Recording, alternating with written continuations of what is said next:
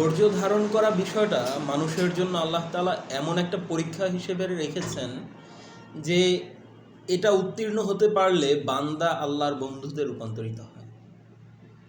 আল্লাহ তাআলা কোরআনে বলেছেন, ইন্নাল্লাহা মাআস সাবিরিন। আল্লাহ তাআলা ধৈর্যশীলদের সাথে আছেন।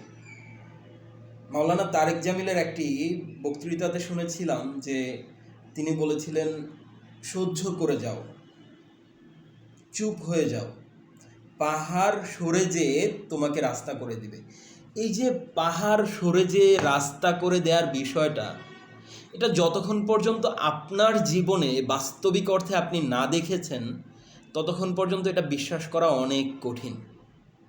কিন্তু যখন আপনার জীবনে বিপদ এত ঘোর আঁধার হয়ে অন্ধকার আচ্ছন্ন হয়ে আসবে এবং সেই জায়গায় আপনি যখন নীরবে রবের সাথে কথা বলবেন, রব তখন আপনার সঙ্গ দিয়ে যখন এই বিপদ থেকে আপনাকে উদ্ধার করে নিয়ে আসবে, তখনই আপনি বুঝতে পারবেন যে ধৈর্য ধারণ করলে পাহাড় কিভাবে সরে গিয়ে আপনাকে রাস্তা করে দেয়।